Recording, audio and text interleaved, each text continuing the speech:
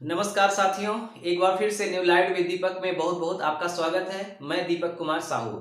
आज मैं आप लोगों को बताऊंगा कि जमीन किसी गांव में कितने प्रकार की होती है, उन जमीनों का क्रय विक्रय कैसे होता है, रजिस्ट्री कैसे होती है और रजिस्ट्री के बाद उसकी दाखिल खारिज कैसे होती है, किस प्रकार की जमीन को आप खरीद सकते हैं, किसे नहीं खरीद सकते, किस कास्ट के लोगों की जमीन आप नहीं खरीद सकते, यानी किस वर्ग के लोगों की जमीन आप नहीं खरीद सकते, किसकी खरीद सकते हैं, ये सब कुछ आपको इसी वीडियो में मिलेगा। तो पूरा देखिएगा, पूरा डिटेल से अब मैं समझाऊंगा, पूरी बात आप समझ जाएंगे। किसी प्रकार का कोई क्वेश्चन आपके मन में वीडियो के अंत तक होते होते नहीं रहेगा। ठीक, तो चलिए शुरू करते हैं। सबसे पहले किसी एक गांव में जो जमीन होती है, यानी कि जो भूमि होती है, वो मुख्य रूप से कितने प्रकार की होती है, पहले हम इसकी चर्चा कर लें। तो जो भूमि होती है वो मुख्य रूप से दो प्रकार की होती है। भूमि कितने प्रकार की होती है? दो। मैं उस प्रकार में नहीं जा रहा हूं कि जब आप कृषि में पढ़ते हैं कि मिट्टी, दोमट मिट्टी, काली मिट्टी, चिकनी मिट्टी, उस मिट्टी की मैं बात नहीं कर रहा हूं, मैं भूमि की बात कर रहा हूं। तो भूमि दो प्रकार की होती है। एक होती है शासकीय, समझिएगा ध्यान से, शासकीय भूमि, और एक होता है और लगानी भूमि। यानी भूमि को हमने दो भागों में बांटा, शासकीय और लगानी। पहले इनको समझ लेते हैं। शासकीय का मतलब क्या है? शासकीय का मतलब सरकार की जमीन, शासन की जमीन। इसमें किसी व्यक्ति का नाम नहीं होगा। ठीक, ये सरकारी जमीन है। लगानी का मतलब पर्सनल जमीन, जिस पर आप लगान देते हैं सरकार को। आप खेती करते हैं, ठीक है, या घर बनाते हैं, कुछ भी करते हैं, लेकिन ये आपके नाम से है, लेकिन आप सरकार को लगान देते हैं कुछ, तो उसे लगानी कहते हैं। तो शासकीय और लगानी। अब फिर से आगे बढ़ते हैं। लगानी भूमि भी दो प्रकार की होती है। लगानी यानी कि जो पर्सनल भूमि है, जो किसी के नाम से है, वो दो प्रकार की होती है। एक होती है पुश्तैनी, पुश्तैनी, और एक होती है रजिस्टर्ड। पुश्तैनी भूमि और रजिस्टर्ड भूमि। पुश्तैनी का मतलब होता है वो जमीन जो आपके पूर्वजों से मिली है, आपके पिताजी से मिली है, आपके दादाजी से मिली है, वो जमीन पुश्तैनी है। और इस जमीन की रजिस्ट्री नहीं कराई जाती, ये अपने आप वरासत या फिर वसीयत के माध्यम से आपके नाम से होती है। एक होती है रजिस्टर्ड, ये आपकी पुश्तैनी, मतलब ये आपके वंशजों से नहीं मिलती, आपके पूर्वजों से ये नहीं मिलती, इसे आप खरीदते हैं। आपके पिताजी ने नहीं खरीदा था। अगर आपके पिताजी ने खरीदा था फिर आपको मिल गई, तो फिर वो आपके लिए पुश्तैनी है, आपके पिताजी के लिए रजिस्टर्ड है। लेकिन आप रजिस्टर्ड आपके लिए तभी होगी जब आप रजिस्ट्री करवाएंगे, यानी कि आप खरीदेंगे। तो लगानी भूमि दो प्रकार की, पुश्तैनी और रजिस्टर्ड। अब इधर आते हैं शासकीय में। तो शासकीय भूमि भी मुख्य रूप से दो प्रकार की होती है, यानी कि सरकारी भूमि दो प्रकार की। एक होती है पड़त और एक होती है आबादी। आबादी की जमीन और पड़त। पड़त को वन विभाग भी बोलते हैं, ठीक है, वन। पड़त का मतलब वन, जिसमें जंगल है, मतलब पेड़ पौधे लगे हैं। और आबादी में, आबादी जमीन जो होती है वो दो प्रकार की होती है। एक होती है नजूल की और एक होती है पट्टे की। नजूल का मतलब जो न सरकारी हो न किसी के नाम से हो, कोई रिकॉर्ड उसका ना हो, उसे नजूल कहा जाता है। अब आजकल इसका भी पट्टा मिलने लगा है, ठीक है। लेकिन एक जो पट्टे की जमीन होती है, इसमें आपको फिर आगे चलेंगे तो आपको मिलेगा नवीन प्रति, ऊसर, बंजर, ये सब प्रकार की जमीनों का पट्टा होता है। और ये आबादी में ही आती हैं। नजूल का मतलब जिसका कोई रिकॉर्ड ना हो, पड़त का मतलब वन विभाग, पुश्तैनी और रजिस्टर्ड ये लगानी है। तो इस तरह से भूमि का हमने बंटवारा किया, इस प्रकार की भूमि होती है। अब आप इधर की जमीन कोई खरीद नहीं सकते, यानी कि शासकीय भूमि न आबादी में पट्टे वाली खरीद सकते हैं, न नजूल की खरीद सकते हैं, न पड़त की खरीद सकते हैं, क्योंकि वो सरकारी है। हाँ, आबादी वाली जमीन का पट्टा करा सकते हैं, यानी आपके नाम से हो सकती है, लेकिन खरीद नहीं सकते। सरकार आपको दे सकती है पट्टे पर। इधर की जमीन आप खरीद सकते हैं, पुश्तैनी जमीन भी खरीद सकते हैं और रजिस्टर्ड। तो हम लोग क्या देखने वाले हैं कि किस प्रकार की हम जमीन खरीदते हैं। तो पुश्तैनी खरीद सकते हैं और बेच सकते हैं, रजिस्टर्ड खरीद सकते हैं और बेच सकते हैं। अब प्रश्न ये उठता है कि कौन कौन से व्यक्ति जमीन बेच सकते हैं और कौन कौन से व्यक्ति जमीन खरीद सकते हैं। देखिए, आपके सामने हमने 3 कैटेगरी लिखा है, सामान्य, पिछड़ा और अनुसूचित जात, अनुसूचित जनजाति यानी कि दलित। जो सामान्य व्यक्ति होते हैं, सामान्य व्यक्ति अगर जमीन बेचना चाहें तो वो किसी को भी बेच सकते हैं। सामान्य व्यक्ति सामान्य में भी बेच सकते हैं, पिछड़ों को भी दे सकते हैं, बेच सकते हैं और इनको भी बेच सकते हैं। अभी मैं बेचने की बात कर रहा हूं। सामान्य व्यक्ति अपनी पुश्तैनी जमीन या रजिस्टर्ड जमीन इनको भी दे सकते हैं, अपने कैटेगरी वालों को भी दे सकते हैं और इनको भी दे सकते हैं। पिछड़े व्यक्ति जो हैं वो अपनी जमीन अपने में भी दे सकते हैं, सामान्य वालों को भी दे सकते हैं और अनुसूचित जात, अनुसूचित जनजाति वालों को भी बेच सकते हैं। तो बेचने के क्रम में ये दोनों किसी को भी बेच सकते हैं। ठीक, अब आती है बात अनुसूचित जात और अनुसूचित जनजाति यानी कि एससी और एसटी। तो ये लोग अगर जमीन अपनी बेचना चाहते हैं तो इनके पास 2 प्रकार की जमीन होती है। एक होती है खेती करने वाली जमीन और एक होती है प्लाटिंग करने वाली, यानी कि जिसमें आप घर बना सकते हैं। जमीन 2 प्रकार की, एक खेती वाली और एक प्लाट करके बेचने वाली। तो अगर इनकी कोई प्लाट वाली जमीन है जिस पर ये खेती नहीं करते, तो उस जमीन को वो किसी को भी बेच सकते हैं बिना किसी की अनुमति के। यानी अनुसूचित जाति में भी दे सकते हैं, पिछड़ों को भी दे सकते हैं, सामान्य को भी दे सकते हैं, बेच सकते हैं। यानी अपना घर बेच सकते हैं, कोई सामान बेच सकते हैं, प्लाटिंग के लिए कोई जमीन खरीदी है तो वो बेच सकते हैं।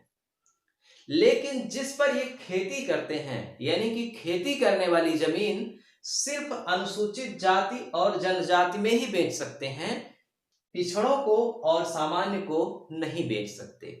अगर ये लोग खरीदना भी चाहें और ये बेचना भी चाहें तो शासन इसकी अनुमति नहीं देता है, लेकिन एक कंडीशन में अनुमति देता है। वो कंडीशन क्या है कि इनके पास अगर खेती करने वाली जमीन 3 एकड़ से ज्यादा है, 3 एकड़, बात समझ रहे हैं? 1 एकड़ में प्रयागराज में 32 बिस्वा होता है, यानी लगभग 1.5 बीघा से थोड़ा ज्यादा। तो आप ऐसे समझ लीजिए कि 3 एकड़ में कितना हुआ। आपके यहाँ जो भी होगा आप समझ रहे होंगे। 3 एकड़ ध्यान रखिएगा, 3 एकड़ से ज्यादा जमीन है। मान लीजिए 4 एकड़ जमीन है तो 3 के बाद 4 यानी कि 1 एकड़ बच रही है। तो उस 1 एकड़ को ये इनमें बेच सकते हैं, लेकिन इसके लिए भी उनको जिलाधिकारी यानी कि कलेक्टर से अनुमति लेनी पड़ेगी। बिना अनुमति के वो भी नहीं बेच सकते, 3 एकड़ के ऊपर वाली भी। और अगर 3 एकड़ के अंदर ही है तब अनुमति भी उनको नहीं मिलेगी, अर्थात वो चाहकर भी नहीं बेच सकते। तो मुझे लगता है कि बेचने के क्रम में आप समझ गए कि कौन जमीन बेच सकता है, किस प्रकार की जमीन बेच सकता है। अब खरीदने के क्रम में आया तो अभी वही बात हुई, जो बेचने वाली है वही खरीदने वाली है। ये सामान्य की खरीद सकता है, पिछड़ों की खरीद सकता है, इनकी नहीं खरीद सकता। ये अपने में खरीद सकता है, इनकी खरीद सकता है, इनकी नहीं, और ये सबकी खरीद सकते हैं। यानी ये बेच सिर्फ अपने में सकते हैं लेकिन खरीद सबकी सकते हैं। और एक कंडीशन में मैंने आपको बताया कि कौन सी जमीन अपनी ये बेच सकते हैं, खेती करने वाली, जब 3 एकड़ से ज्यादा हो और वो भी कलेक्टर की यानी कि जिलाधिकारी की अनुमति से, उसके बिना नहीं। तो अब समझ में आ गई बात कि जमीन आप कौन सी खरीद सकते हैं और कौन सी नहीं। जमीन खरीदने के बाद जमीन की रजिस्ट्री होगी, जिसे आप बोलते हैं बैनामा। देहाती भाषा में बैनामा बोला जाता है और अंग्रेजी में उसको रजिस्ट्री बोलते हैं। तो ये रजिस्ट्री ऑफिस में होती है, रजिस्ट्रार करता है, तहसीलदार नहीं करता। समझिएगा ध्यान से, रजिस्ट्रार ऑफिस में रजिस्ट्री होती है और ये जिले में होती है। और इसके लिए बेचने वाले का फोटो, खरीदने वाले का फोटो, एक बेचने वाले की तरफ से गवाह, एक खरीदने वाले की तरफ से गवाह, तो कुल 2 गवाह होते हैं। और जमीन कितने की खरीदी गई इसका भी जिक्र होता है, यानी ये भी लिखा जाता है। जमीन का पूरा विवरण उसमें लिखा जाता है। जमीन खरीदने के बाद यानी कि जमीन की रजिस्ट्री के बाद दाखिल खारिज का क्रम आता है, यानी कि जमीन की दाखिल खारिज होती है। अब सबसे बड़ा प्रश्न है कि दाखिल खारिज होता क्या है, दाखिल खारिज का मतलब क्या है। तो दाखिल खारिज का मतलब होता है कि जमीन का मालिकाना हक में बदलाव करना, जमीन का मालिकाना हक में बदलाव करना। यानी कि अगर जमीन पहले रमेश के नाम से थी और सुरेश ने रमेश से खरीद लिया, तो अब वो जमीन रमेश के खतौनी से कट करके सुरेश की खतौनी में दर्ज हो जाएगी। तो एक की खतौनी से कटा यानी कि दाखिल यानी कि खारिज हुआ, और दूसरे की खतौनी में जुड़ा यानी कि दर्ज हुआ। तो इसीलिए काटना और जोड़ना है, इसीलिए इसको दाखिल खारिज कहा जाता है। पहले खारिज किया जाता है, उसके बाद दाखिल किया जाता है। तो ये मुख्य रूप से 3 प्रकार का होता है। दाखिल खारिज कितने प्रकार की होती है? 3 प्रकार की। दाखिल खारिज 3 प्रकार। अब इन तीनों प्रकारों को आप समझ लीजिए, पूरा प्रोसेस आप समझ जाएंगे। पहला है वसीयत, दूसरा है वरासत, और तीसरा है रजिस्ट्री। यानी कि जमीन आपके नाम से 3 प्रकार से होती है, ये तो आप जानते हैं। या तो वसीयत करवा लीजिए, या वरासत करवा लीजिए, या रजिस्ट्री। उदाहरण के लिए आपके पिताजी की जो जमीन आपको मिलेगी और पिताजी ने अपने जीते ही आपके नाम से वसीयत बना दिया कि मेरे मरने के बाद मेरा ये पुत्र मेरी इतनी जमीन प्राप्त करेगा। मान लीजिए कि 3 बेटे हैं आपके पिता के, यानी कि आप 3 भाई हैं, लेकिन पिताजी ने केवल 2 को ही वसीयत में लिखा, तीसरे को नहीं लिखा। तीसरे को ये कहा कि मैं इससे संतुष्ट नहीं हूं, मेरी जायदाद में इसका कोई हिस्सा नहीं है। तो जिनको 2 लोगों को लिखा है, पिताजी के मरने के बाद उन्हीं 2 लोगों की वसीयत होगी, यानी उन्हीं 2 लोगों को जमीन मिलेगी। जिसको नहीं लिखा है उसको नहीं मिलेगी।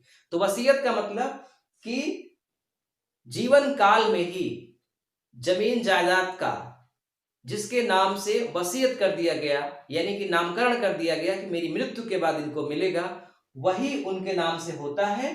और फिर जब इसका दाखिल खारिज होता है तो ये ऑटोमेटिकली अपने आप ही बिना किसी सिफारिश के ये लेखपाल के माध्यम से तहसीलदार अपने आप ही कर देता है। वसीयत में कोई टेंशन नहीं होती है।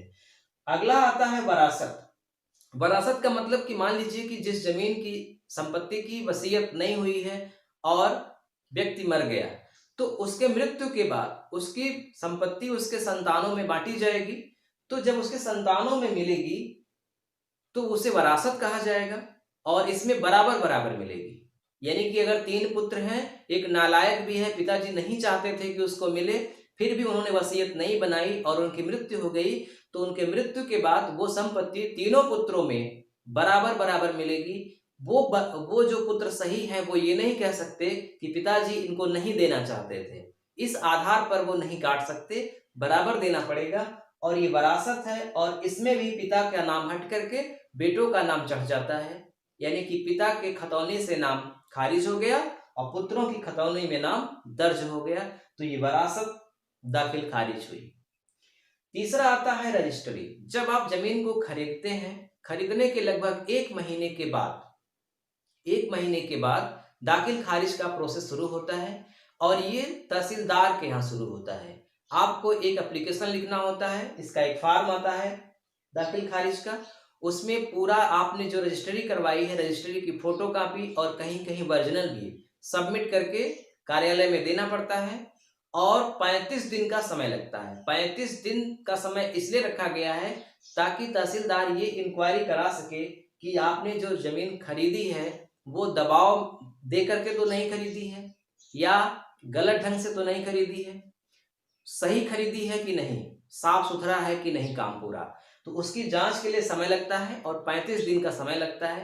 और अगर आप सही सलामत पाए गए, सब कुछ ठीक रहा, तब दाखिल खारिज कर दिया जाता है। यानी कि आपने जिससे खरीदा है उसके खाते से वो जमीन का नंबर हटा दिया जाता है और आपके खाते में जमीन का नंबर जोड़ दिया जाता है। इस पर एक मैंने छोटा सा वीडियो बनाया है, डिस्क्रिप्शन में है, आप उसको देख सकते हैं।